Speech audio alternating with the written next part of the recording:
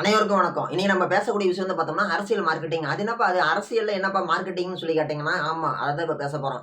இப்போ உதாரணத்துக்கு ஒரு குறிப்பிட்ட காலகட்டத்தில ஒரு 20லாம் கிடையாது. ஒரு 15 வருஷத்துக்கு முன்னாடி வந்து பார்த்தீங்கன்னா, 2011 காலகட்டத்தில கூடங்குளம் அணு மின் நிலையத்துக்கு எதிர்ப்பு தெரிவிச்சு மக்கள் எல்லாருமே போராட்டம் பண்ணாங்க.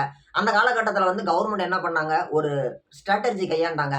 நெனச்ச நேரத்துக்கு கரண்ட் ஆஃப் பண்ணி வச்சாங்க. பயங்கரமா கரண்ட் ஆஃப் பண்ணி வச்சாங்க.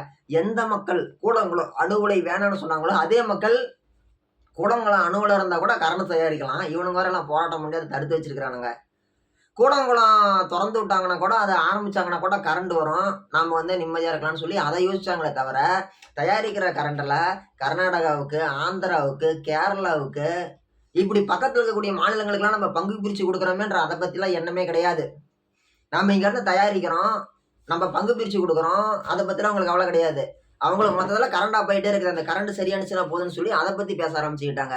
இது வந்து பார்த்தோம்னா, அன்னைக்கு இருந்த ஆட்சியாளர்கள் செஞ்ச ஒரு ட்ரிக் அப்படின்னு கூட சொல்லலாம். அதே மாரி தான் வந்து பார்த்தீங்கன்னா, இன்னைக்கு ஒரு காலகட்டத்துல என்ன நடந்துட்டு இருக்குது?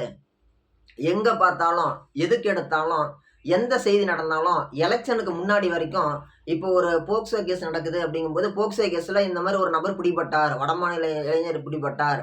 அல்லது உள்ளூர சேர்ந்த இந்த நபர் பிடிபட்டார். வேற ஊர்க்காரன் இந்த மாரி பிடிபட்டார்ன்னு சொல்லுவாங்க. அதே மாரி ஒரு ரவுடி கொலை செய்யப்பட்டாலோ, கொலை முயற்சி நடந்தாலோ, சமூக விரோதிகளால் இந்த செயல் நடத்தப்பட்டது. குண்டர்கள் இத செய்தார்கள். சமூக நல்லிணக்கத்தை கெடுக்கக்கூடியவர்கள் இத பண்ணாங்கன்னு சொல்லி சொன்னாங்க. இன்னைக்கு காலகட்டத்துல என்ன சொல்றாங்க? ஒரு போக்சோ கேஸ் நடந்துச்சுன்னா, தாவேகா நிர்வாகி இத செய்தார். தாவேகா பிரமுகர் செய்தார். தாவேகா ஒன்றிய செயலர் செய்தார். தாவேகா மாவட்ட செயலாளர் செய்தார். மாவட்ட சார்பு நிர்வாகி செய்தார்ன்னு சொல்லிட்டு, அந்த கட்சியோட பேர டேமேஜ் பண்ற விதமாவே அந்த செய்திக்காரங்கலாம் செய்தி போடுறாங்க. இது எதுக்கோசரம்? எந்த கட்சிக்காரங்கிட்ட பணம் வாங்கிக்கிட்டு இந்த மாரி விஜய் கட்சிக்காரங்க பேர கெடுக்கிற மாரி போடுறாங்கன்னு தெரியல. நான் கேட்கறது திமுக காரங்க, அதிமுக காரங்க, மாற்றுக் கட்சிக்காரங்க யாருமே எந்த தப்புமே பண்றது இல்லையா? யார் எந்த தப்பு பண்ணாலும் பணம் வாங்கிட்டு இத வெளியில சொல்லாம இருந்துட்டு, இவங்க எத செஞ்சாலும் உடனே பிடிச்சு காட்டுறாங்களா? இது வந்து ஒரு வெறுப்பு அரசியல விதைக்கிற மாரில இருக்குது. இன்னைக்கு காலகட்டத்தில நெனச்ச இடத்துல, நெனச்ச நேரம் கரண்ட் போயிட்டு இருக்குது மெட்ராஸ் பகுதியில. அப்ப என்ன நடக்குது? குடிநீர் பிரச்சனை வருது. மக்கள்லாம் போராட்டம் பண்ணும்போது என்ன பண்றாங்க? Instagramல ஏகப்பட்ட பேர் சொல்றாங்க. ரீல்ஸ் தள்ளிவிடும்போது பெண்மணிகள் சொல்றாங்களாம். எங்க பிள்ளைங்க பேச்ச கேட்டு தெரியாம நாங்க விஜய்க்கு ஓட்டு போட்டோம். நாங்க விஜய்க்கு போட்டா தான் எங்க வாழ்க்கையில நாங்க பண்ண பெரிய தவறுன்னு சொல்லி பெண்கள் சொல்றாங்களாம். எந்த பொண்ணுங்களும் அப்படி சொன்ன மாரி தெரியலையே! இவங்க அப்படி சொல்லக்கூடிய பெண்கள் பக்கத்துல பேசிக்குவாங்க. இப்ப நானும் என் ஃப்ரெண்டும் பேசிக்குவேன். இந்த மாரி ஒரு விஷயம் நடந்துச்சு அப்படின்னா, இத நாங்க பேசிக்குவோம். அத ரீல்ஸா எடுத்து போடுவோமா? போட மாட்டோம்ல. 4 பேர் பார்த்துட்டு சண்டைக்கு வந்துருவாங்கன்னு சொல்லி யோசிப்பாங்கல்ல. அவங்க இந்த மாரி போடுறாங்க அப்படின்னா, ரீல்ஸ்ல போடுறாங்க அப்படின்னா, அவங்கள பின்னாடி இருந்து அவங்கள யாரோ இயக்குறாங்கன்னு தானே அர்த்தம். இப்ப செய்தி ஊடகங்கள பார்க்கலாம். இந்த அரசியல் மார்க்கெட்டிங்ல செய்திக்காரங்க தான் வந்து பார்த்தீங்கன்னா, ரொம்ப முக்கிய பங்கு வகிக்கிறாங்க. அப்படி அவங்க என்ன பங்கு வகிக்கிறாங்கன்னு சொல்லி கேட்டோம்னா, நடக்கக்கூடிய அனைத்து விஷயத்தையுமே வந்து பார்த்தீங்கன்னா, எல்லா தப்புக்குமே ஊர்ல நடக்கக்கூடிய ஒரு சின்ன ஒரு துணி திருட்டுல இருந்து, ஒரு நகை திருட்டுல இருந்து, ஒரு ரவுடிசத்துல இருந்து, ஒரு கொலை முயற்சியில இருந்து, ஒரு கட்ட பஞ்சாயத்துல இருந்து, ஒரு மாமூல் கேட்கறதுல இருந்து, ஒரு போக்சோ கேஸ்ல இருந்து, ஒரு செயின் ஸ்கிராச்சிங்ல இருந்து, ஒரு நில அபகரிப்பு புகார்ல இருந்து, அனைத்து புகார்களுக்குமே போதையில சண்டை போடுறதுலருந்து, வண்டி ஓட்டிட்டு போய் போதையில கீழ விழுவுறதுலருந்து, போலீஸ்காரங்கள கடிக்கிறதுலருந்து, இப்படி ஏகப்பட்ட கேஸ் எல்லாமே விஜய் கட்சிக்காரன் மேலயே தான் போடுறாங்க. இது வந்து ஒரு விதமான வெறுப்பு அரசியல விதைக்கக்கூடியதுன்னு தான் நான் சொல்லுவேன். நாள பின்ன விஜய் கட்சிக்காரங்கள பார்த்தாலே மக்களுக்கு என்ன தோணும்? தொடர்ச்சியா ஒரு விஷயத்த நம்ம கேட்டோம்னா, அத நம்பிருவோம்ல. அப்படிங்கும் பொழுது, இவங்க செஞ்சதுனால தான் அத காட்டுறாங்க. செய்யாத விஷயத்த காட்டப் போறாங்களா? செஞ்சதுனால தான் காட்டுறாங்க. அப்படி இருக்கும்பொழுது அந்த மக்களுக்கு என்ன தோணும்? ஓஹோ! விஜய்க்கு நம்ம தெரியாம ஓட்டு போட்டோமாட்ருக்கு. விஜய் கட்சிக்காரங்கலாம் இவ்வளவு தப்பு பண்றாங்களா? அப்படின்னு சொல்லி தோணும். இப்ப இதுக்கே கூட வந்து பார்த்தோம்னா, சிங்கப்பெண் அதிரடி படைன்னு சொல்லி ஒரு படைய நிறுவுனாங்க. அந்த படையில சேர்ந்த காவலர்களுக்கு, பெண் காவலர்களுக்கு சிறப்பு பயிற்சி ஏதாவது குடுக்கப்பட்டிருக்கிறதா? அல்லது சிறப்பு தேர்வு நடத்தி ஏதோ ஆட்கள செலக்ஷன் பண்ணியிருக்கிறாங்களா? அவைங்களுக்கான பிசிக்கல் டெஸ்ட் பண்ணி தேர்ந்தெடுத்திருக்கிறாங்களாம். அல்லது எக்ஸாம் எழுதி அவங்க சிறப்பு பணியில அமர்த்தப்பட்டிருக்கிறார்களா?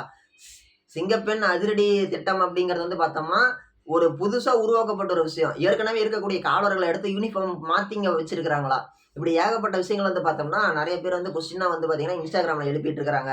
அப்படி இருக்கும் பொழுது, செய்திக்காரங்கலாம் யார்கிட்ட பணம் வாங்கி இத பண்ணிட்டு இருக்கிறாங்க? விஜய் கட்சி பேருக்கும், விஜய்க்கும் கெட்ட பேர் பண்றாங்க அப்படின்னு பார்க்கும்பொழுது, கடைசியா இது எங்க போய் முடியும்னு சொல்லி கேட்டீங்கன்னா, அடுத்த சிஎம் எலக்ஷன்ல இதுக்கு முன்னாடி இப்ப கடந்த எலக்ஷன்ல வந்து பார்த்தீங்கன்னா, திமுகவும் அதிமுகவும் விஜய் தான் வாங்க அப்படின்னு சொன்ன மக்களே, அடுத்த எலக்ஷன் வரும்போது திமுக அல்லது அதிமுக பக்கம் திரும்பணுங்கிறதுக்கோசரம், இந்த கட்சிக்காரங்க பண்றாங்களோ என்னமோ அதுவும் தெரியல. இது முழுக்க முழுக்க முழுக்க முழுக்க அரசியல் பழிவாங்கல் இன் டிஜிட்டல் மெத்தேடு. அரசியல் பழிவாங்கல ரொம்ப டிஜிட்டலா பண்றாங்கன்னு தான் நான் சொல்லுவேன். அதுதான் உண்மை. மித்தபடி இதில வந்து பார்த்தோம்னா, செய்திக்காரங்க உண்மைய மட்டும் தான் சொல்றாங்கன்னு சொல்றது கிடையாது. ஏன் ஊருக்குள்ள ஒவ்வொருத்தர் 100 மரம் நடுறாங்க, 1000 மரம் நடுறாங்க. அது போடுறது இல்லையே. ஊருக்குள்ள அப்பாவி மக்கள் வந்து பார்த்தோம்னா பாதிக்கப்படுறாங்க. அத பத்தி யாரும் பேசுறது இல்லையே. செங்கசூளையில இவ்வளோ பேர் கொத்தடிமைகளா எவ்வளவோ இடங்கள்ல வேலை செஞ்சுட்டு இருக்காங்க. அத பத்தி போடுறது இல்லையே. மீனவர்கள் மீன் பிடிக்க போனா சிங்களக்காரன் க படகு பிடிங்கக்காரன் ஆளுங்கள கைது பண்றான். அத பத்தி போடுறது இல்லையே. கேரளால இருந்து கழிவுகள கொண்டு வந்து கொட்டுறாங்க. அத போடுறது இல்லையே. தமிழ்நாட்டுல இருந்து மண் வளம் வெட்டி எடுத்துட்டு போறாங்களே, அத போடுறது இல்லையே. கர்நாடகால மேகதாதுல அணை கட்டுறேன்னு சொல்றாங்க. அத பத்தி போடுறது இல்லையே. அங்க ஆந்திராவுக்கு போயிட்டு வரக்கூடிய மக்களுக்கு வந்து பார்த்தோம்னா, ஒரு சில இடையூறுகள் ஏற்படுது. அத பத்தி போடுறது இல்லையே. இப்படி எத பத்தியுமே போடாத செய்தி ஊடகங்கள், விஜய் கட்சிக்காரங்க தப்பு பண்ணாங்க மட்டும் கூட அத மட்டுமே ஃபோக்கஸா அத மட்டுமே மெயின் இஷ்யூவா காமிச்சு, மக்கள் மத்தியில ஒரு வெறுப்பு அரசியல விதைக்கிறாங்க. இது முழுக்க முழுக்க மார்க்கெட்டிங், மார்க்கெட்டிங், மார்க்கெட்டிங். இதுலருந்து தப்பிப்பாரா விஜய்ன்னு சொல்லி கேட்டோம்னா, தப்பிக்கிறதுக்கு ரொம்ப ரொம்ப வாய்ப்பு கம்மின்னு தான் நான் சொல்லுவேன். ஏன்னா, எந்த விதத்திலயுமே தப்பிக்க முடியாது. ஓடவும் முடியாது, ஒளியவும் முடியாது. ஏன்னா, மக்கள்ட்ட வந்து வெறுப்பு அரசியல விதைச்சுட்டு இருக்கிறாங்க. இதுக்கான பலன் அப்படிங்கிறது நடிகர் விஜய் அண்ணாவுக்கு தான் போய் சேரும்.